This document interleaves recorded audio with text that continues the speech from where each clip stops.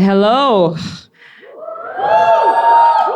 Welcome back to Into the Grave for a second week in a row. Are you excited about today?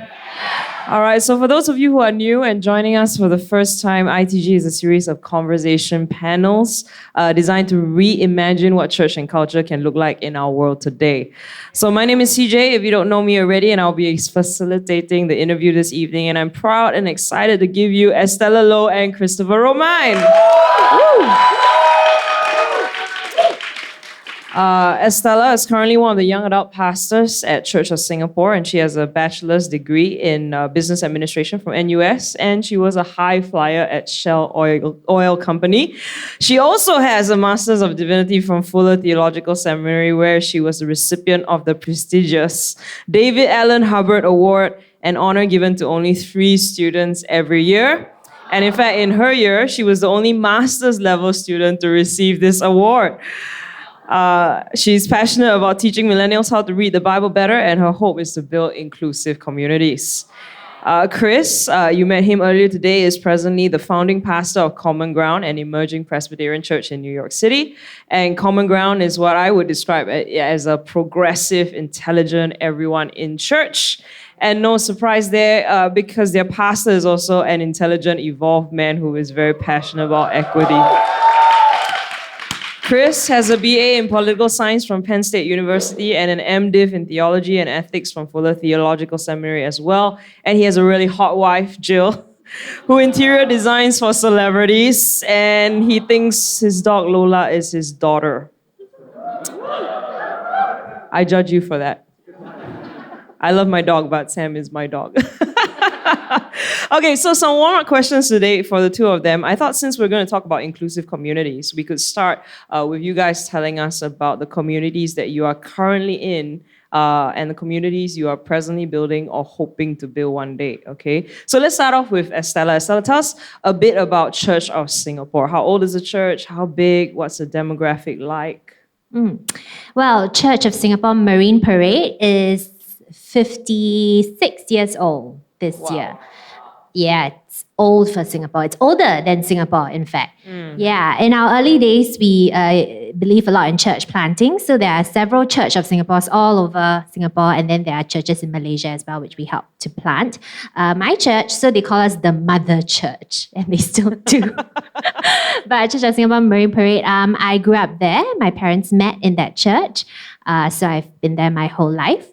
Church of Singapore Marine Parade has a membership of about 4,000 to 5,000 people, and it's split among like 15 different services and ministries. So we have like English, bilingual, Mandarin, but we also are very strong at actually the dialect services. So we've got Hokkien service, Cantonese service. We also have services Filipino, Myanmar, China Worker Ministry. So it's a pretty diverse church. I am involved in the English service and in the young adults ministry. And the English service is like a couple of hundred people. Yes.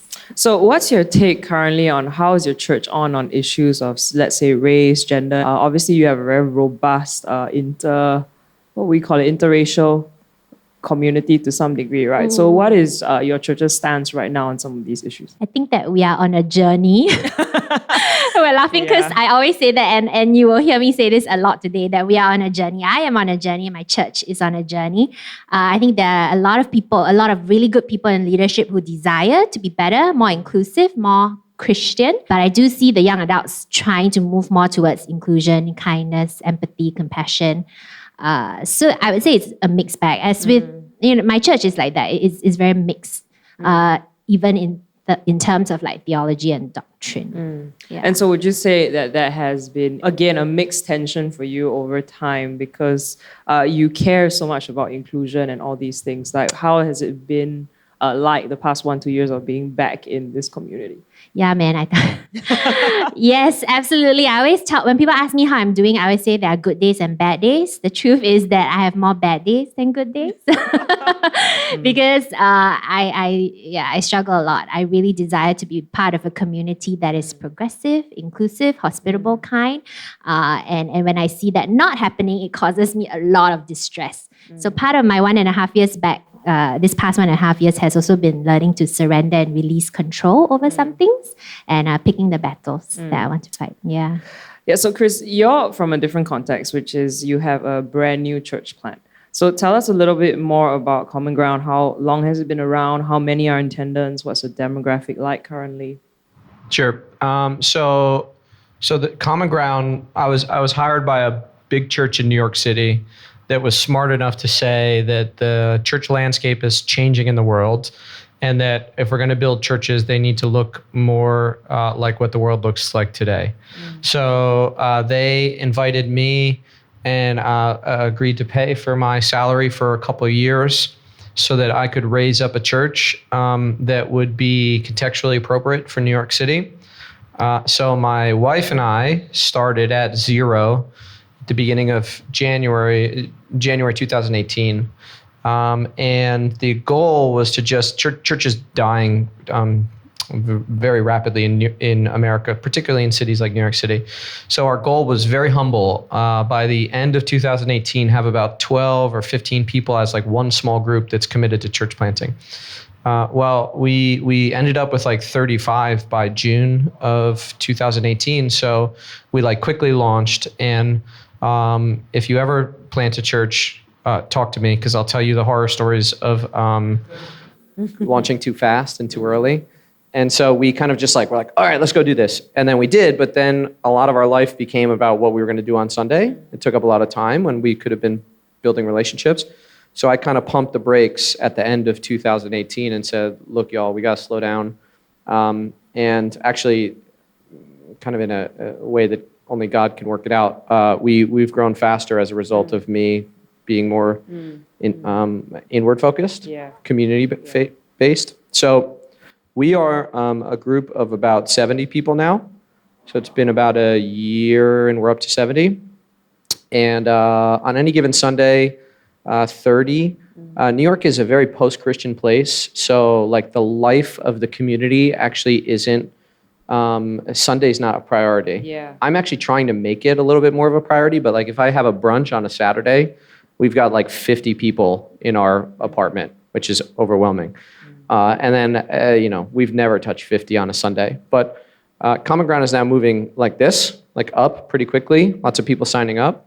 It's about it's a mixed bag in terms of ethnic and racial diversity, and it is over 50% queer identifying. So it's a place for people who have grown tired of churches in the New York area and in America that said one thing or presented as if they would be a welcoming place and ended up not being a welcoming place. And so what we say is we're like the first stop or the last stop.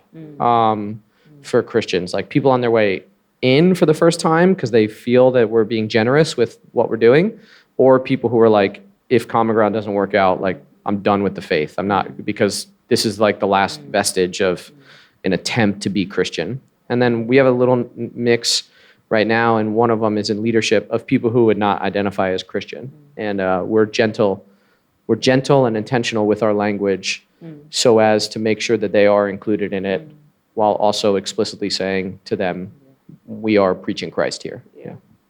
Yeah, but the growth really that you've been seeing over the past 2 years, I think really is reflective of the need, right? Because there isn't a church like yours in New York City there that is accepting, fully affirming. Like it's meeting a really crucial need in your city, which is really, really amazing. So I'm curious, like, how is negotiating that? Because obviously, I know the Presbyterian Church is smart to recognize that this is an issue, but has there been any clashes, like this is really deviating from theology and doctrine? Like, are you sure you know what you're doing? Yeah, with the people who hired me too. It's been a year of learning. The church that's hired me is incredibly generous and faithful. To give you an idea of what they look like, it's mainly people with white hair. It's a huge church of about 2,000 people on any given day, like any given Sunday, probably like 900 and like for high holidays like Easter, Christmas, it's like 5,000 people in the sanctuary. It's right across the street from Trump Tower, actually. So He actually claimed Fifth Ave as his church, and they wrote an open letter like, "You've never been here. Like, you don't." So anyway, they've been really good. The joke in the staff is that they came to Fuller. They were uncomfortable hiring someone from Fuller because Fuller is a little bit conservative, or seen as conservative. It's actually not, but seen as conservative by some of the mainline seminaries in America. And they're like, we hired someone from Fuller, and he's basically like a radical revolutionary socialist and far more progressive than we are. Yeah. And so we're figuring out, we thought we were going to have to bring someone along, and like we're actually getting kind of annoyed with him because, like, yeah. That is funny, isn't it? Like in America, Fuller has a reputation for being conservative, but here it has a reputation for being liberal. So bizarre. So next question, and this is for both of you. Obviously you met Fuller, but how did you meet? Who introduced you? And do you remember your first impression of each other? This is where it gets fun. You go. I'll go. Okay, yeah. I'll go. I'll let you develop. I'll let you smooth the edges of what you thought about me. I don't want to be too honest about this. So I met Estella through JC, Pastor John, who had grown to like Estella very early on, and I think already in the beginning was drawing comparisons. You were like a female version of him, so I thought, okay, I'll like Estella, and I did. And Jill like fell in love with you too, both of you, early on. But Estelle and I come from very different upbringings, so it was like figuring out who we are as human beings, and that unfolded over time. So when we met through JC, whom I love. When I met Chris, I did not like him at all. He was and still is very like honest, trying to say it nicely, very direct, kind of like sarcastic and like sassy and insulting, and I can keep going. Yeah, so I was like, how is this guy like even Christian? Like, how is he friends with JC, who is like the best person in the world? Like, JC must have a big heart to love this man. Like, that he's making me love JC more because like anyway, so I had a great difficulty accepting and loving Chris Romine. And I tell this joke that it was only after I met Chris's wife, Jill, and I love Jill because she's like amazing. And I was like, the fact that somebody could love Chris and someone so amazing like Jill could love Chris, like there must be something good in him. There must be. So I want to figure it out. And so I tried, and it's been great. No, I'm kidding. Well, a part of it was, I think, okay, and this is an honest reflection, is that like I did see pieces of myself in him. Like I wanted to be more direct. I wanted to be more open. I wanted to be witty, to say what's on my mind. But I grew up in a context where that was not really kind of appreciated or allowed, especially as a woman. And so I had like suppressed a lot of these things. And so he was like a mirror for like who I knew I could be or who I knew I was. And so a part of it was me discovering who I was, discovering my voice, being comfortable with my identity, and being able to then respond to all his wittiness and sarcasm like as an equal. And now I think we're good. Yeah, can I jump in here? So no. It's over. The conversation is over. So the reciprocal was true with me. So look, I was not raised Christian. I was Christian for like a very short period of time before this very difficult situation played out at the church I was working at. So I arrived at Fuller, like, I won't say the words, but forget this. Like, I don't know if I'm a Christian, and I'm gonna be honest about that. And for y'all who have grown up in the faith, like, there's a certain etiquette and a language that y'all like abide by, and I just didn't know that language. So like, I'm a hugger. And I like hug, and I went to a public college, and you hug, like it's normal. There's no like gender thing. But then I'd get to churches, and the girls would like throw me the side hug, and I'm like, what is this? Like, and so, I cussed a little bit too much and still do. And people are like, oh, you don't curse. And what you were like the kind of prophetic, stable, like principled person, but you didn't have all the sort of rough edges that I did. So, and look, whatever she says, she's totally sassy and sarcastic. No. Yeah. And so you were kind of like the refined version of me that I looked up to. Yeah. Oh. Yeah, it was. We're making friends right now. Yeah, this is really funny because this is where the two of them are really similar, and me and JC are kind of similar. We're not very sassy, and when we say things, we're kind of hurtful and not sarcastic. We're like truthful. But yeah, so this is the thing. I love just sitting here, just watching them go at it. So how did it go from that kind of not sure about each other to liking each other and hanging out and doing the Bible together? And how did that happen? Well, I think, at Fuller, there's a lot of like deconstructing going on, and then like you're figuring out who you are, you're figuring out who God is and who you are in relation to God and what your calling is. It's all like a very complicated situation. So like going through that process for me, there were a lot of ups and downs, a lot of friendships I made and broke along the way. But I think like Chris was, maybe perhaps we are on like just similar journeys in terms of like deconstruction and then like figuring out who we are. I think there was a lot of intentionality too. At least I experienced intentionality from you and JC and Jill to kind of be friends, to be in each other's lives. When I was at Fuller, one of the big things I struggled with was like being a minority, a person of color, and a single woman. So like I experienced the fullness of all the marginalized aspects of myself. And so I had to struggle through a lot of that. But I think experiencing this embrace and acceptance from Chris was kind of what helped me to belong, to feel like okay with who I was with him. And also, like he gives like a lot of space for emotions. So I remember like he's not really the first person I would call if I was going through something, but I was going through something and I was angry. And I don't know if you remember this, I was angry at a student council meeting and I was like, who do I call right now? And I called him, which is not normal at all. But this...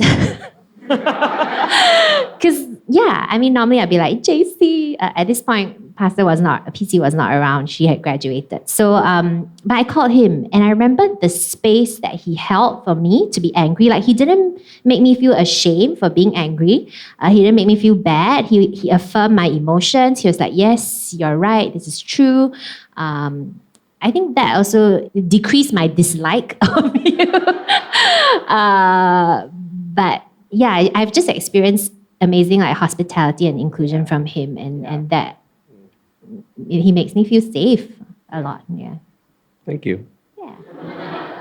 I remember that conversation, and I would say that was a conversation that helped me really see Estella. See, like etiquettes have a way of masking someone's like true humanity.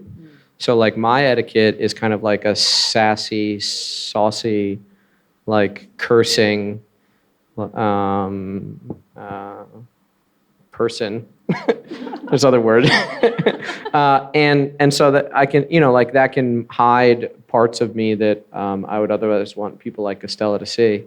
And so I think when guards come down, like she did, like they came down when she was talking about this issue that she went through, I felt like, okay, like I hear where you're coming from, and I really appreciate your heart. And I think it was that moment for me too that was helpful.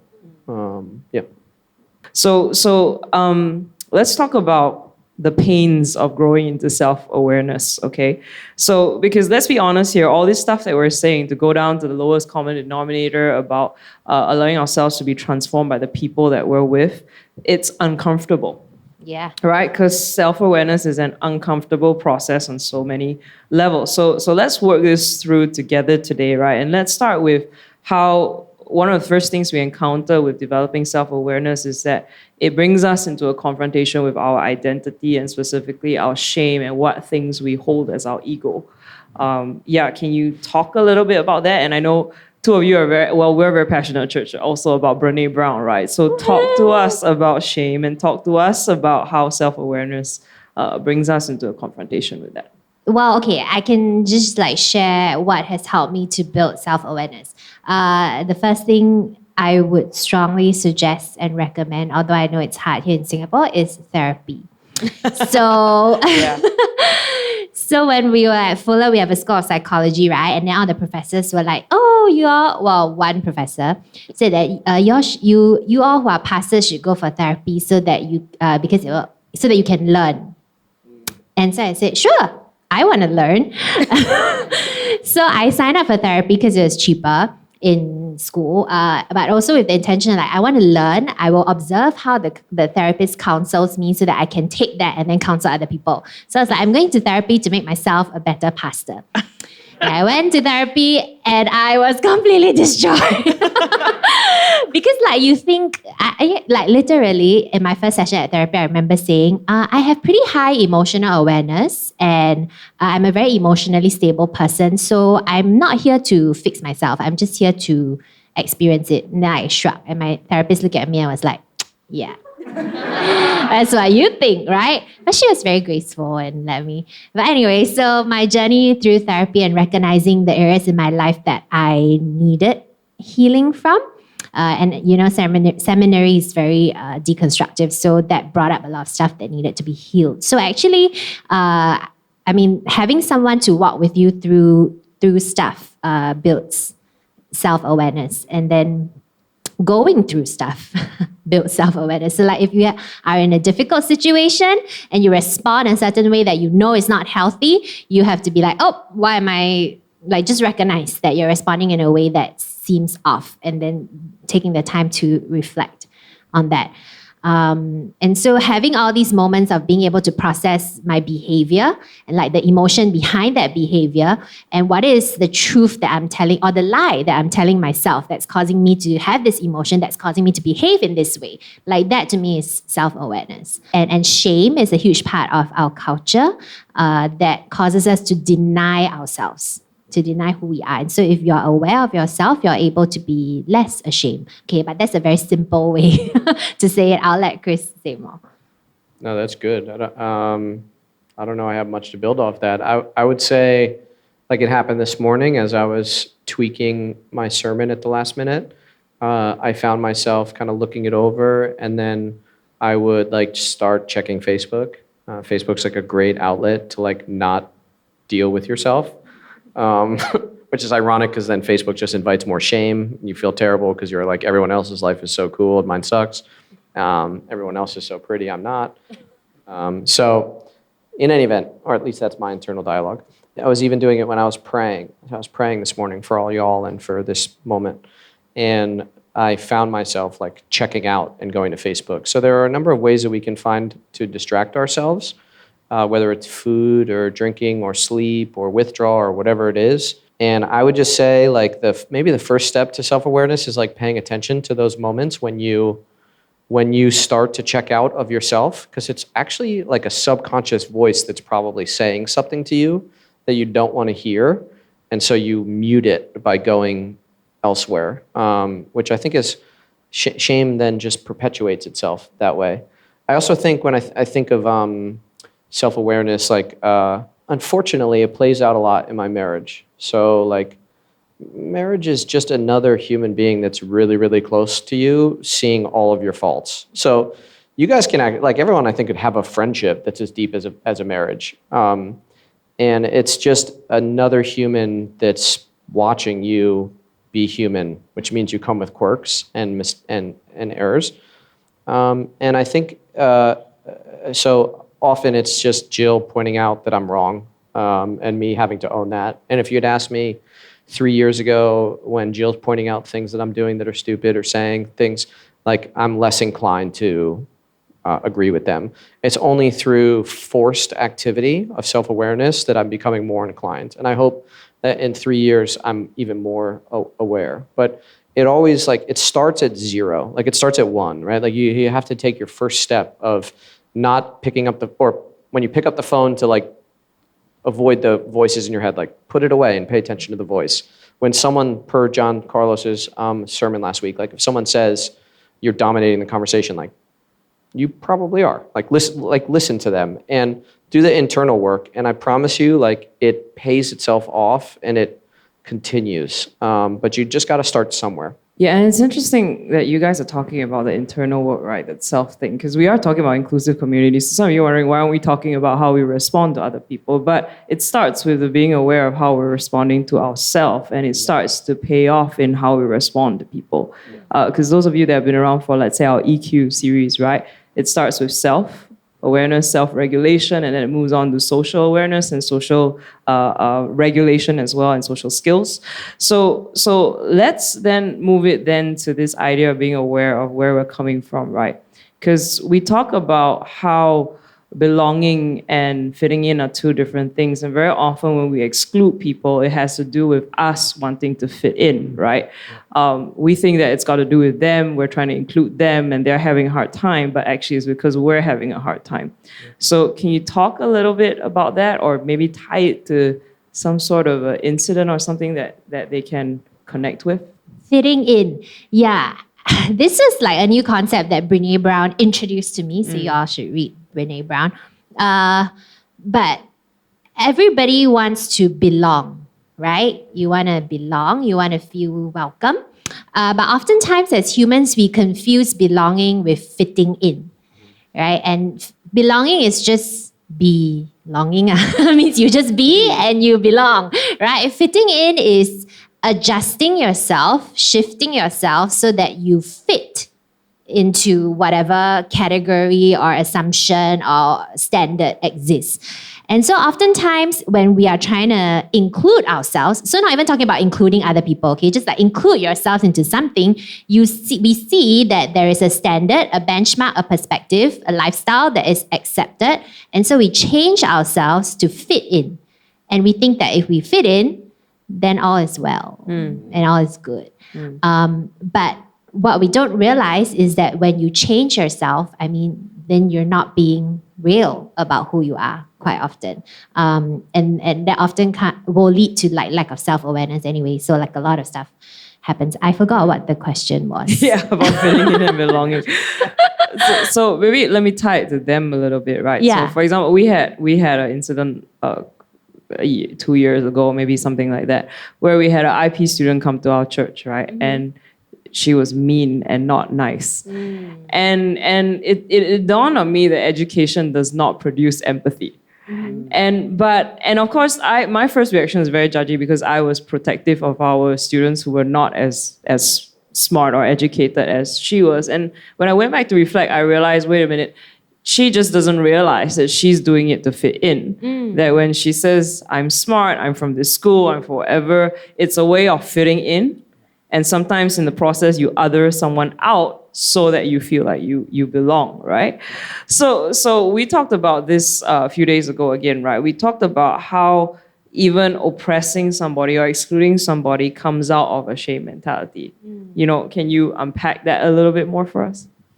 We see this in the world right now, whether it's racism or xenophobia, or if you're in school, if you're in high school or college, university, bullying. There's no greater neurological drug for the human brain than creating a common enemy. It's so easy to create an enemy and then just hate that person or that country together. To demean them, to bemoan them, etc. The church does it too, and it gets pretty ugly, I would say. But I would say in this context, it's the idea that, so we know this from child psychology, the bullies, the people that the bullies are closest with are the people they're bullying, in terms of what they're going through mentally in a high school. The struggle that the bully's having, it's almost always linked to what the way the bully is not affirmed at home. And so then the bully goes into school seeking to be affirmed, and does that by trying to be the biggest on the block, right? So that's a very violent, terrible way. But if you see, if you actually boil it all the way down, it's really just someone who wants to belong, someone who wants to be seen. And I'm 35, again, I'm probably the oldest in the room. And I would say to y'all, especially if you're still in school, a 35-year-old is still dealing with the sorts of not belonging when you're like 10, 11, 12. I mean, some of my deepest scars come from childhood. They're actually not coming from my moments now or even in the last decade. They're coming from things I'm still continuing to have to address when I felt like I didn't belong, or I was told that I didn't belong, from the ages of like 5 to 20. And so it feels like, and I mean, I'm kind of playing on some psychology anyway in this, but it's like we develop what we want to be between those ages, and then we spend the rest of our lives either chasing that or like reconciling that. So like if you're between 15 and 30, you're probably downloading some narratives about you that you're expected to live. And I would just say like confront those things, like in the name of God, in the name of your future, in the name of your friends and your potential sibling or partners, and especially in your children. Because if you don't do that self-awareness work, you'll just be a 35-year-old that's dealing with the same exclusion that you're dealing with now as a 12-year-old. Like it's just going to be 23 years later.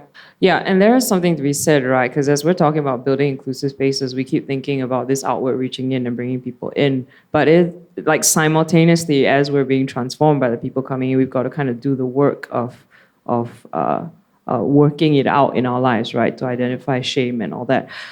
So could you let's just take a turn right now and talk about your personal experiences, right, with feeling not included, because we talked about this as I was going off about how there is no hope for the world. People are not empathetic. People just don't get it. Like, how do you get it if you've never been oppressed minority? And Chris pointed out something really good, which is everybody has a way to be empathetic, has a starting point, because every single one of us have always wanted to feel included or felt excluded at some point in our life, right?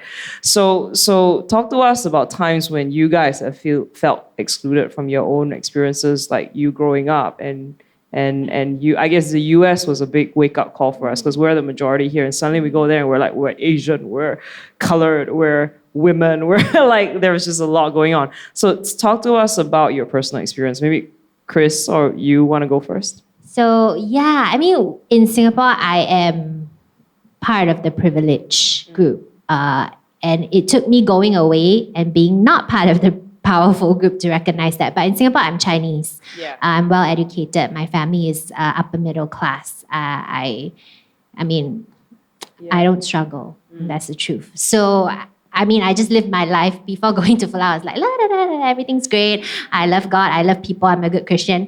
Then I went to the US and I became like, well, I had no ministry to my name. I had no success to my name. So like, then where is my value if I cannot do anything for God?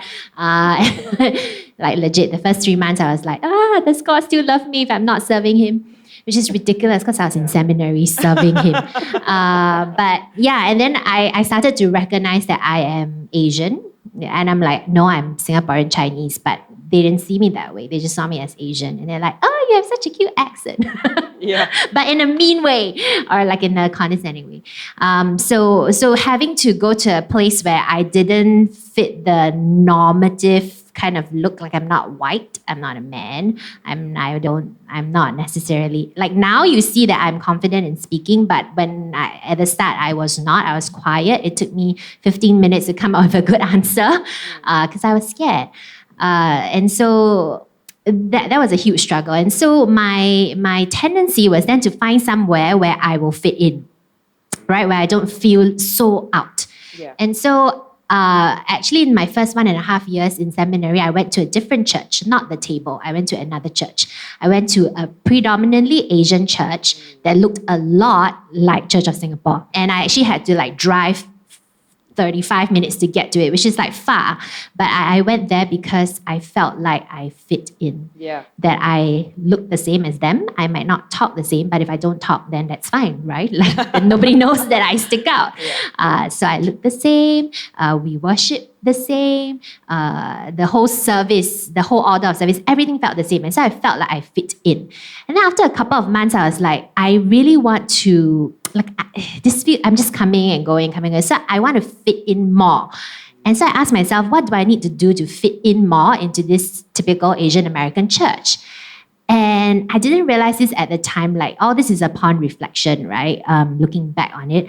But at the time, I thought that the only way to fit in into this typical Asian American church is to work hard. And so when they were asking, anybody want to serve? I volunteered. I was like, let me serve, because that is the only way that these people will accept me. Yeah. And that was crazy because I had only been there a few months in church, but then they were like, oh, you want to serve? Yes, yes, come. And they made me a cell group leader. Yeah, I remember that. I was like, you guys don't know me, you don't know my character. You just assume that because I go to Fuller means I'm like a good Christian, but that's cool. And we had an apartment. Yeah. So they were like, oh, then you can host the gathering in Pasadena. I lived in the right place. So they let me become a leader. Yeah. And that was how I thought like, yeah, now they are going to accept me. Yeah. Like now as a leader, they are going to include me. When they go out for dinner, they're going to like call me along. They're going to invite me for things because now I fit in. Yeah. But that never happened. Really, that never happened. And I'm kind of glad it didn't, because then I left and found a better church that did accept me. But yeah, I recognized that for me at that point, fitting in was about performing and doing things that I thought I was expected to do.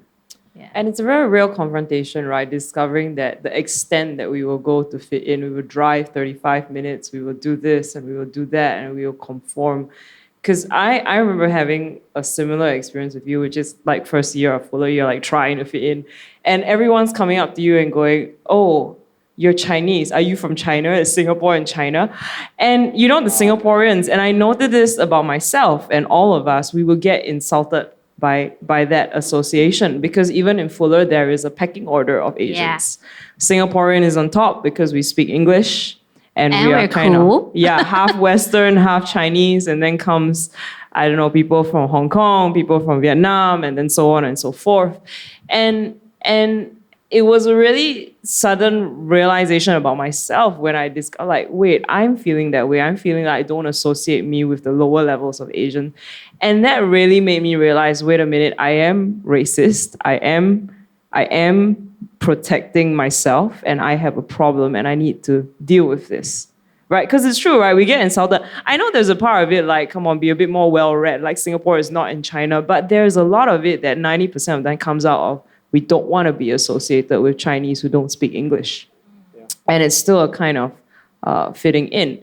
And that becomes, I think, a touchstone for us then working out, oh wait, what are the other areas that I'm actually excluding people or forcing people to fit in with me so that they can be acceptable? Yeah. Yeah, so Chris, tell us about you, because you had a really mixed up growing up experience, like not brown enough to be brown, not white enough to be white, not rich enough to be rich, poor enough to be poor. That's right. Yeah.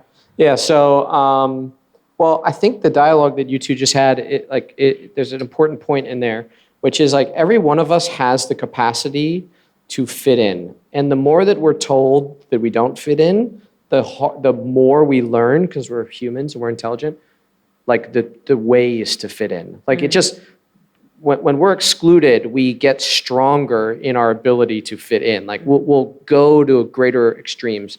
And so I would just say, like, all of us have the strength and the traits to fit into normativity, and it will exhaust you and hollow you out for the entirety of the time that you try to do that, because then you delay your internal voice and your education around yourself, what your needs are, how you want to love, who you want to be loved by, these sorts of things. Like, you will delay all of that work in an effort to pick up someone else's mantle and be like them, or like be like that culture, right?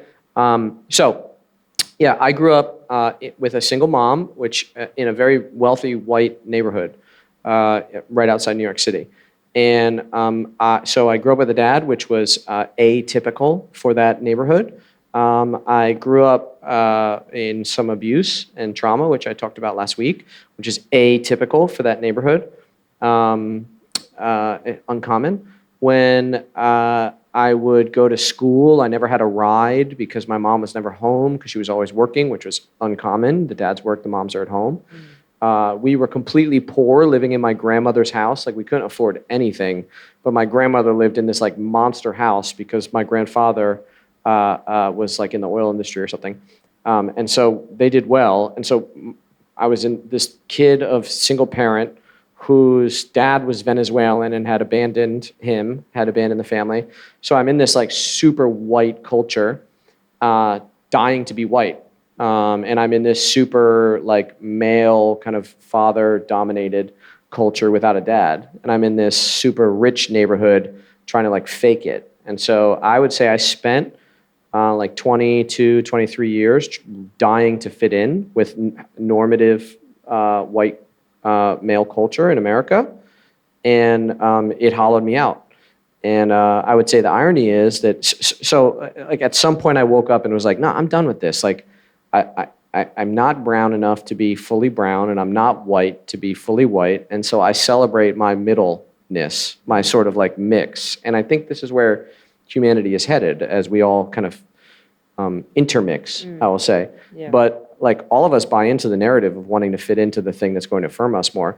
But from an early age, people were calling me like, you know, my friends, my close friends would call me like a Mexican or something like that. Like it was just funny. It was jovial. But I realized very early on, like, okay, I'm not you guys. Like you're letting me into your space, but like I'm not inherently you.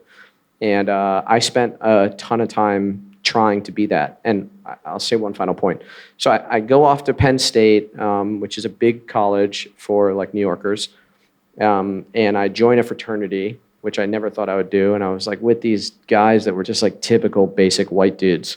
And anyway, I got in there and I'm like, these aren't my people. Like they don't know the trauma that I've been through. They don't know my story. And actually my story is not safe amongst these people. Yeah.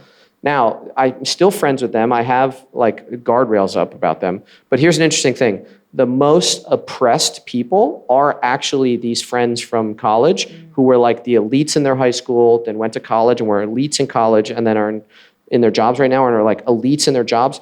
They, more than me or anyone else in this room, are dying to fit in. And they're trying to get closer to the center and they'll kind of never find it. Yeah. But if you want to talk about like people who wear all the right things, spend all the money on the right things in order to look the part, feel the part, it's them. And so like the irony is the power when we look at the rich, like the rich and the elite, like they're dying to fit in too. So if we all like hit pause and said like, we all want to belong and we all don't feel like we belong. Can we find some empathy on that? Yeah. Like the world would be better. It's just unfortunate that the rich are trying to get deeper and higher and we're all kind of following them in. And it's just a vortex that's going to just eat all of us up. Yeah. Yeah, because it's so energy consuming, right?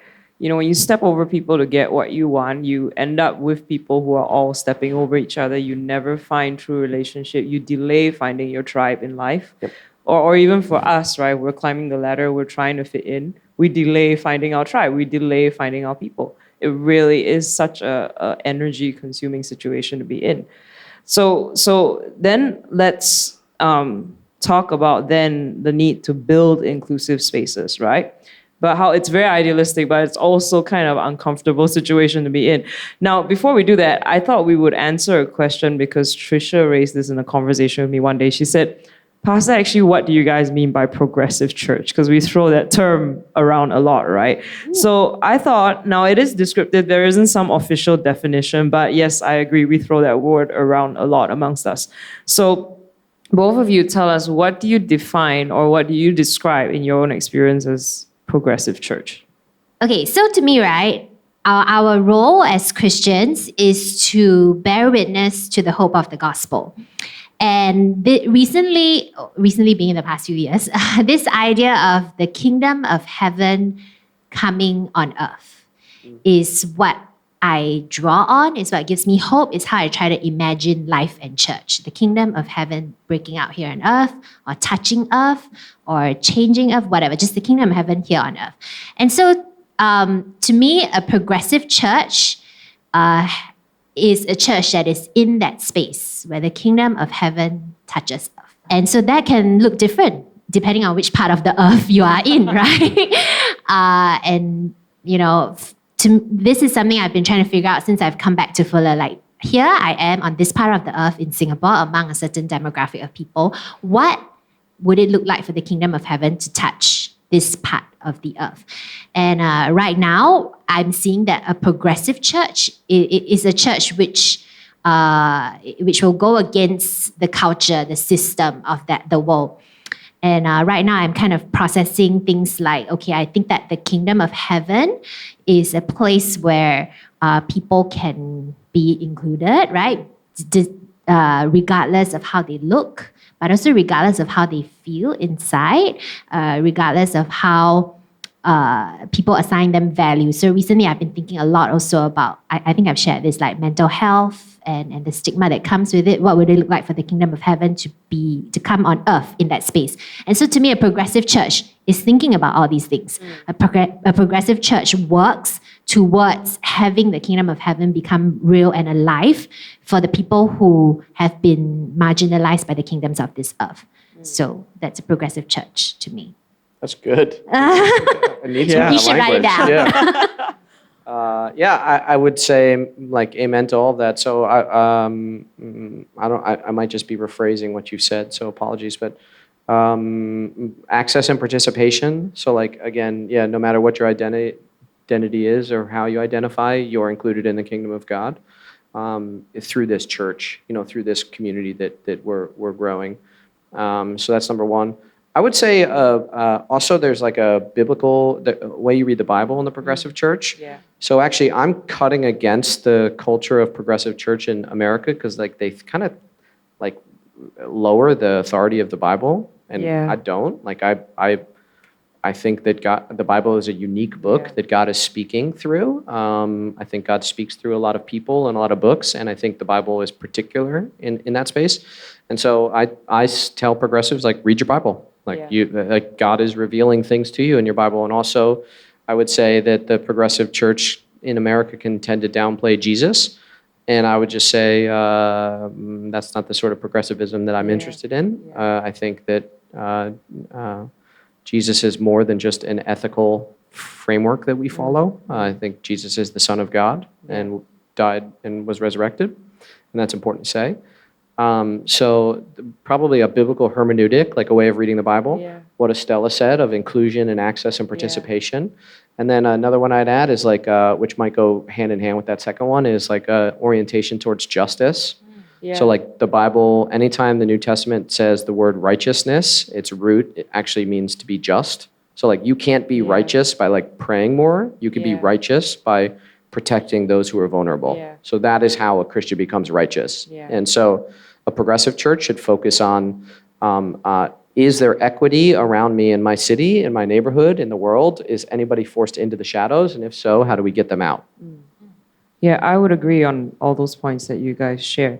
Because I think sometimes when I was thinking about it, like I have to admit that for me, the term progressive church is a reactionary term. Because the tendency is people, I don't know, conservative Christians look at us and they go, we're exploding the Bible, we don't care about the Bible, we're liberal. And we're really not liberal at all. We actually really love the word and we want the truth of who God is in what we're speaking about when it comes to inclusion, when it comes to the Bible. In fact, we can't stand having a weak interpretation of the Bible because then it's no different, because we had this thing happen in church many weeks ago. We were having a discipleship session. And so I don't know why this came up, but suddenly I asked them, how many of you think abortion is okay? And how many of you think it's not okay?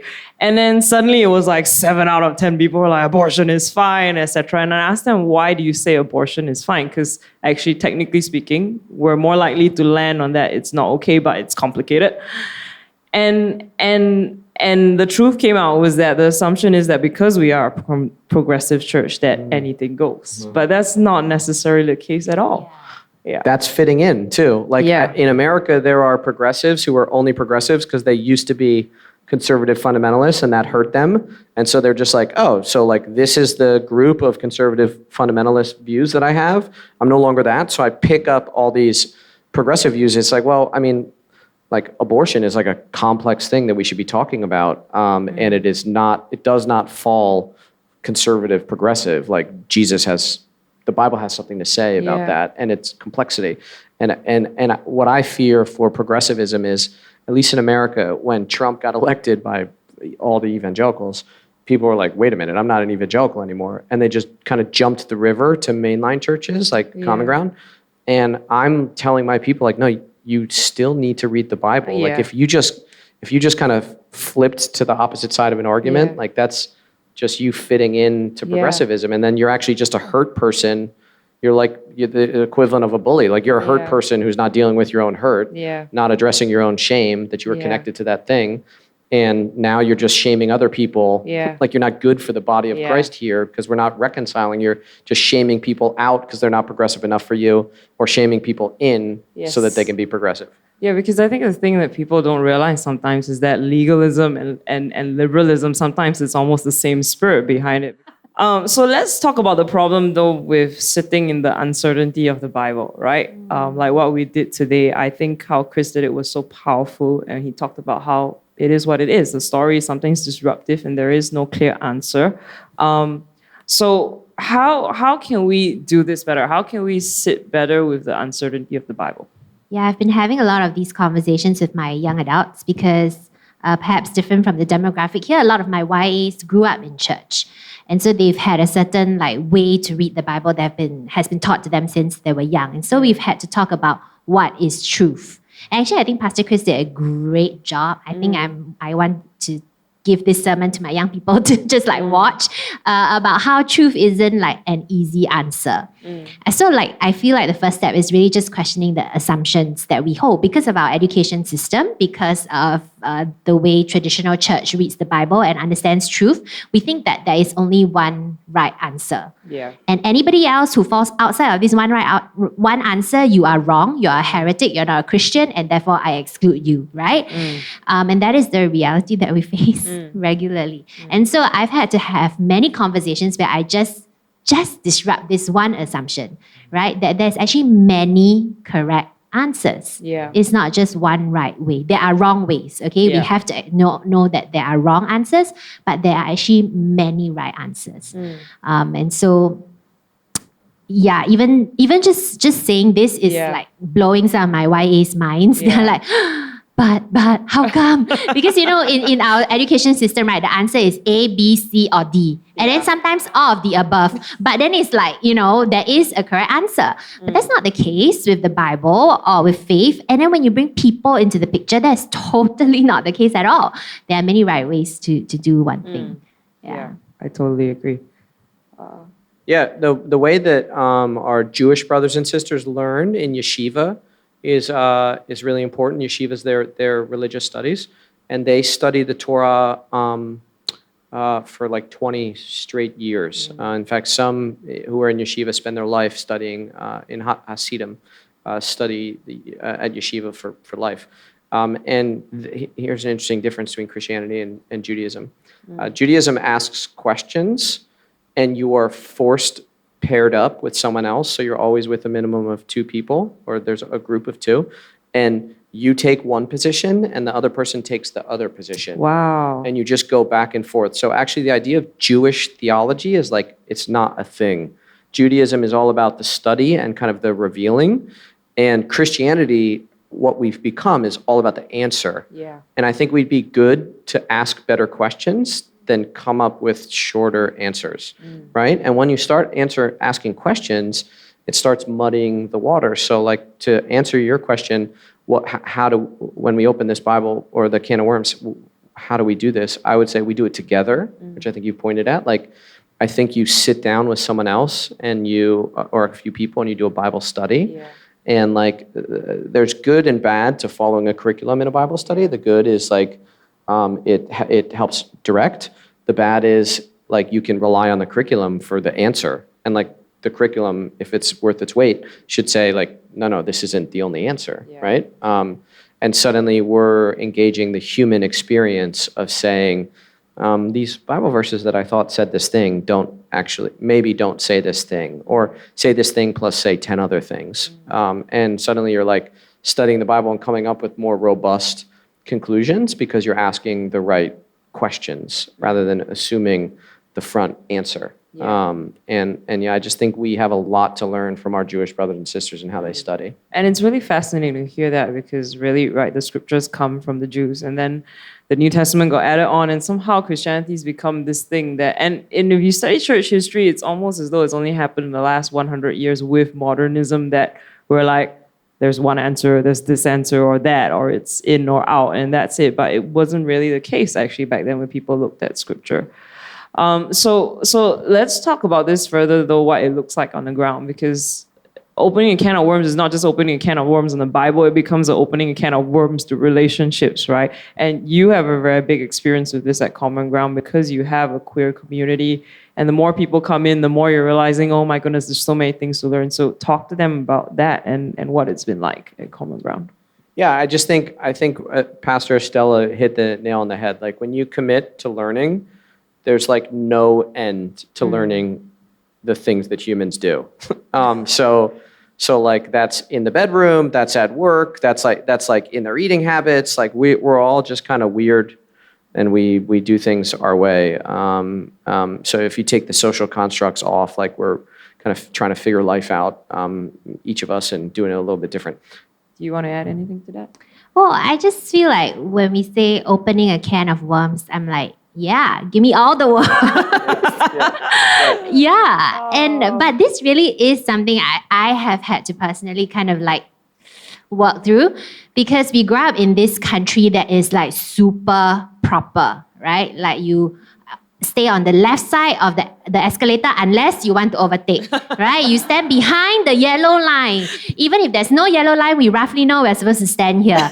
Which I noticed when the downtown line is the newest line, right? But I noticed they don't have the arrows on the ground that they usually have in the north-south and the east-west line, but people still stand like they should, because we are very proper. We follow the rules, even if the rules are not given to us. We know this is how we behave. You don't litter, don't chew gum. If you chew, you spit properly and put it in the thing. So we are very proper, and we cannot deal with mess. And I'm sorry, that's not kingdom of heaven. But I have had to kind of like release control. So I always tell my people this, and it's becoming a joke, but it really isn't. Like, I take deep breaths almost every single moment of every day because I'm trying to surrender control. Like, I have to be okay that I didn't know the questions before we got on stage. Because PC, knowing me, she was like, you will overthink, so I'm not going to show you. And I was like, okay, I will surrender control.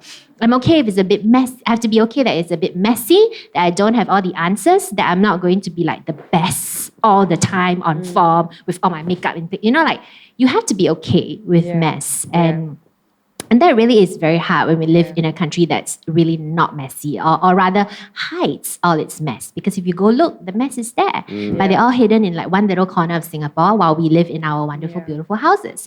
And so like one way is to force yourself to open your eyes to this mess, right? So go to the places where the people are hurting, where the people are confused and have questions, and see it and experience it. Let that become a part of your life, and the way you see the world. So I'm like, worms, all the worms, as many worms as possible, because we need to be disrupted, especially when we have such strong narratives on meritocracy and certain proper ways of behavior. We need to be disrupted. Yeah. And I want to circle back on like what you said earlier, because I think it applies directly to creating inclusive spaces. You're talking about the ceding of control right now, right? And that is exactly what you have to do, even back to the word inclusive. It kind of assumes a power structure where you're in control. And when you create an inclusive space, you give up the control in preference for the mess. And I think that's comparable to the way you resist pat answers that the Bible's giving you, and you kind of like lean into the uncertainty. And that's where like God really works God's self out in you and the community. And so, it's almost like the posture through which you just articulated reading the Bible is a great posture to create an inclusive community. You cede control. I'm going to bring this just a little bit further. Can we sit a little while longer? And then we'll go to a break, and then we'll come to the other half of stuff. Yeah, because I think what you're saying also, and let me translate it into our culture, which is we have to kind of give up efficiency for efficaciousness, right? We have to cede control and being efficient and getting the fastest way to things in order to take breaths and give room and space for other people. Yeah, what do you think? Yes. I think I've said this here before too. It's also about kind of disrupting our understandings of success and failure. Yeah. Because we have an idea of what success is supposed to look like, and that means like fast, quick, no awkward silences. One thing I'm trying to do is to like effectively build awkward silences into my Bible study and into my prayers with my group, because like I want you to feel the awkward silence, to know that like awkwardness is like to then ask yourself, why do I feel awkward about this silence? Does it say something about me? And the truth is it does, because we have an idea of how church even should look like with the best of intentions. We think that success looks a certain way, and that success can be like, I want to be an inclusive community, but still it is an idea of success that is limited because we are humans and we are limited, and we don't know what we don't know until it appears in front of us. And so it really is about saying like, I want to release all these ideas of what success looks like. And I also do not want to believe in like the ideas of failure, because those are the things that generate shame. Yeah. And just be like, I just like, be messy, be faithful. And being faithful means engaging, wrestling, having awkward moments, being a little bit inconvenienced or a lot inconvenienced for the sake of the hope of the gospel, for kingdom of heaven to come and touch earth. Yeah, and what flows under all of that you just said is like fear. Like ultimately, like we're scared. Like we can, like saying what I said earlier, like the loss of control, like that is kind of nebulous. Like this, it's like pragmatic. Like the reality is when you lose control, it's a scary thing. So like you end up being scared. And I would say in the spirit of self-awareness that we've all been talking about, like lean into that fear. When the Bible no longer promises you simple one-liners, like that's a scary thing, right? Like deconstructing is a serious thing that my people in Common Ground are going through right now. Like we can't ignore the fact that it's scary. We also, if we're going to do things in the name of Jesus Christ, we can't avoid doing things because we're scared of them. In fact, I think Jesus invites us to be bold in that way. And so, you know, whether it's how we read the Bible or like how we die to efficiency, it's not just like sorry, I'm not speaking for Singapore, but like people who value efficiency. It's not that you just like, I just value efficiency and I don't like that it's inefficient. No, you put like, you put your hope in an efficiency. And so when you lose the efficiency, you're suddenly on your heels scared. And I think it's important. So like the best thing to do actually is to identify the fact that the people who you're trying to be inclusive of are scared too, because the space that they're coming into has never been safe for them. So actually, if you can build the empathy to be like, wow, I'm really scared of this. I'm really scared of like how this thing's going to break open and become inefficient and messy. And I bet you the people who are coming in now that are new are like, yeah, I mean, I've been scared of this space my whole life because it's never been good. And suddenly you're making connections at a fear level, and then God is fixing that. Yeah. That's so good. I feel like I shouldn't add on anymore. So let's stop the conversation here, because that's a great note to end. And when we come back, we're not going to have the usual ITG quick dive, because you've had it with the both of them before. We're going to go into like practical things about like solutions for inclusivity. But so let's take a 10-15 minute break. Is that all right? And then we'll see you back here. Let's give them a big round of applause.